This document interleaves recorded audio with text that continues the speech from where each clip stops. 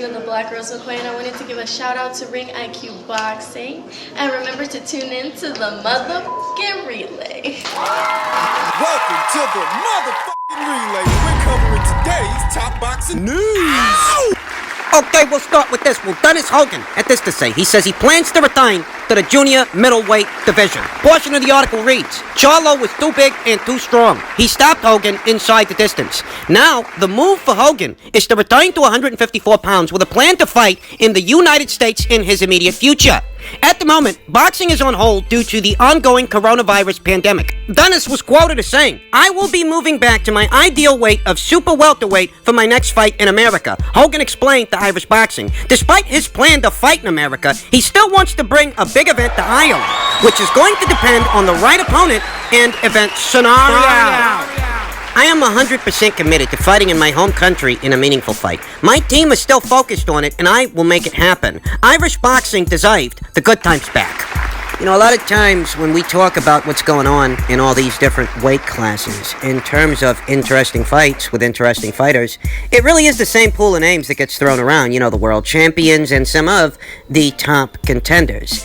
That can get real fucking boring real fucking fast. But given what Dennis Hogan put forth in there with Jaime Munguia when he challenged Jaime at 154 pounds for what was then Jaime's WBO title, you know, Dennis Hogan showed that in spite of losing the fight, it can still be beneficial. As Dennis, he really put on a show. There were people after the fight who thought that Dennis did enough to have won the fight. Yeah. He didn't get the judge's decision, but he did get a lot of people's respect, and his descent back to the junior middleweight division could, emphasis on could, don't know if it will, but it could make for some very interesting situations, as Dennis isn't a world champion, and Dennis isn't the kind of guy that you'd consider a pound-for-pound fighter. He's not talked about in that respect, but he's no less an entertaining fighter to watch. I dare say that I could go for a Dennis Hogan versus Liam Smith kind of situation. Liam Smith, like Dennis, is a very game fighter. Even if he's not the most highly touted,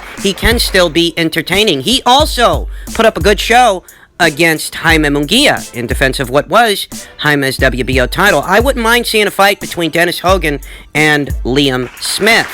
Dennis's pool of options upon his return to junior middleweight doesn't stop at Liam Smith. There is also the winner of Tim Tszyu versus Jeff Horn to consider. I think that that's a fight of some value over there in the land down under. I think the Australian boxing fans could appreciate the winner of that fight squaring off against Dennis Hogan, who I think would be a tough out for either of those two guys. There's genuine intrigue associated with a fight like that. There's also the winner of Brian Castano versus Patrick Teixeira to consider for what is the WBO title, Patrick being the WBO champion.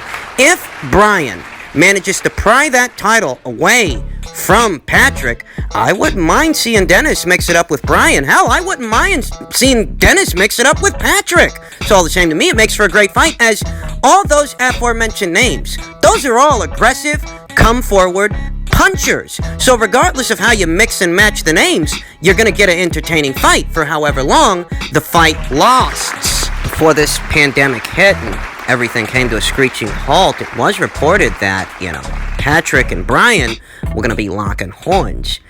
It is conceivable that once boxing resumes, we might all pick up where we left off and we might get that fight. And if we get that fight, and, whether the winner is Brian or Patrick, I wouldn't mind seeing Dennis fight either of them. I think it makes for a great fight. Think about the PBC kids. Okay, now, Dennis was last in action against one of the PBC kids. He fought Jermall Charlo. He got knocked out by Jermall Charlo. He found out very quickly that he's just not cut out to be up there with the middleweights. But at junior middleweight, he can be competitive. And with those things in mind, I wouldn't mind seeing Dennis in there with Julian Williams. Julian Williams can be an aggressive puncher in spots, as he was in the Jarrett Hurd fight. He was coming forward on that guy. Looked sensational. Julian Williams needs to get himself back in the winner's bracket the same way that Dennis does. I wouldn't mind seeing those two guys fight. I wouldn't mind seeing Dennis fight Erickson Lubin either. Essentially, the pool of options for Dennis, given his characteristics as a fighter, make for exciting fights regardless of who you put him in there with. And it's not limited to him having to fight champions to be involved in interesting situations. There are some non-title fights that could prove to be interesting situations. So I think it's good news that Dennis is returning to a weight class that he is more adequately suited to campaign in. And I look forward to seeing more from Dennis. Keep your eyes peeled for that guy, once boxing resumes. In other news, per a tweet from Michael Benson, Emmanuel Navarette has told the media that 3 opponents he wants to face are 1. Naoya Inoue, 2. Luis Nery, and 3. The Uzbek Nery Akhmadaliev. WBO Super Bantamweight champion made 5 defenses in 9 months before the pandemic and wants a big fight when boxing returns. And I'll say that Emmanuel has certainly earned the desire for a big fight. Look, these days, it's very uncommon that a fighter, let alone a champion, keep himself that busy to where he fights about 5 fucking times in the course of 9 months. I mean, that really isn't something you see these days. The only other guy I can think of who kept a schedule like that was Tevin Farmer. Back when he had the IBF title at 130 pounds. So I definitely understand where Emmanuel Navarette is coming from in wanting a big fight. It's about time for one. But I was a little bit surprised that at least 2 of the names mentioned in this tweet. You know, Naoya Inoue has unfinished business in the bantamweight division. He's nowhere near moving up to the super bantamweight division once boxing resumes, in all likelihood. Naoya's very next fight could come against Casemiro. That's what was supposed to happen before the Katrona Park virus broke out, got everybody scared, locked everybody in their houses. When that's all said and done, Inoue's going to fight that guy. Then in all likelihood, if he makes it through that, he fights the winner of Ubali versus Donaire for the undisputed bantamweight championship. Could be a year before Naoya Inoue decides to move up to the super bantamweight division, and that all hinges on him making it through those fights. So why would Emmanuel Navarette be looking at that guy? In a year's time, who knows if Emmanuel Navarette can even still make super bantamweight? Because in case you haven't realized, this is a big kid for 122 pounds, and he might see himself moving up to 126. That is before Naoya moves up to 122. I don't know why he was looking at that guy. He also mentioned Luis Nery. And, you know, the name of Luis Nery makes a little more sense than the name of Naoya Inoue in terms of guys that Emmanuel is looking at, as Luis Nery is moving up to the 122-pound division, though it's strange because, one, he hasn't actually fought there yet. His last fight was against Juan Carlos Payano, the bantamweight division. He hasn't had a fight yet in the super bantamweight division, and better still, Luis Nery, he's not on your side of the street, buddy. He's not. He's over there on the PBC side of things. Yeah, bro. By now, we all know what the politics of boxing dictate. They dictate that a fight between a PBC fighter and a top-ranked fighter, those are the hardest kind of fights to make. I mean, if those two factions between them can't get the Terrence Crawford and Errol Spence fight done, it's safe to say that if they can't find incentive in making that, they won't find incentive in making this. What's more peculiar is, you know what, if you're gonna go as far as looking at a PBC fighter, instead of looking at Luis Nery, why aren't you looking at Ray Vargas? Oh yeah, he's a PBC fighter, but he's a world champion, more experienced at this weight. Luis Nery hadn't even had a fight year yet, whereas, you know, Ray, he's been WBC champion since February of 2017. So far has racked up 5 defenses of the WBC Super Bantamweight title. Now, I'm not wide-eyed. I'm not naive. I'm not telling you that I'm expecting any of those fights to happen. No, what I'm saying is that for looking at a PBC fighter, if you're gonna put pressure on one of their guys, it would make more sense to put pressure on Ray to unify than to put pressure on Luis to fight you. Luis hadn't even had a fight in this division yet. What are you even calling him out for? In all likelihood, if Luis Nery fights for a title in the near future in a super bantamweight division, it's not going to be yours. It's likely going to be Ray's. Yeah. They're both on the same side of the street.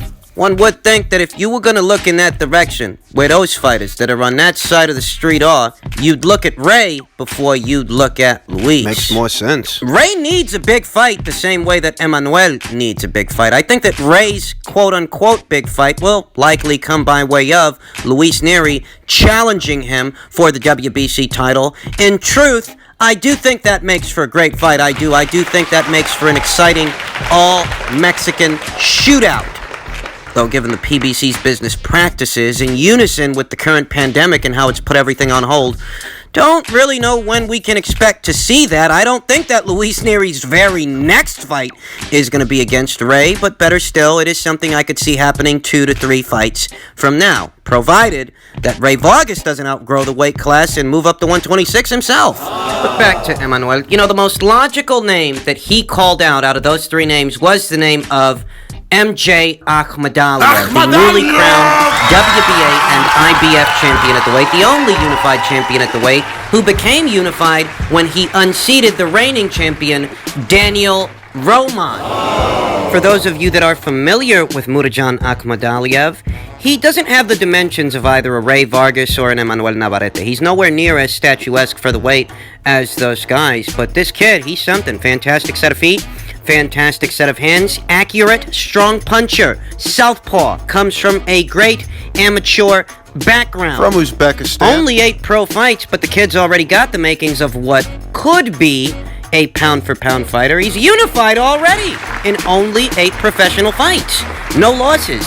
That name makes a lot more sense to call out than Ray Vargas, Luis Nery, or Inoue. It does. And I say it makes more sense because the politics of boxing, when it comes to Akhmadaliev, aren't a factor as much as they are with, Ray or Luis, and looking at Inoue, could be a year before Inoue is, anywhere near where you campaign. Calling out MJ makes a lot more sense. I see the fight as a more feasible fight, though I wonder if MJ's people are going to feel confident enough to put their guy, who, yes, he's a unified champion, but he's a unified champion with only 8 pro fights. I wonder that they would put him in there with a statuesque puncher, the likes of Emmanuel Navarette, so soon as that guy, he's not the least bit subtle. I mean, his implementation, it really is pretty straightforward, but it can be a handful for a guy who doesn't have a lot of pro experience. And MJ, he doesn't have a lot of pro experience. No, not yet. Prying away 2 world titles from Daniel Roman,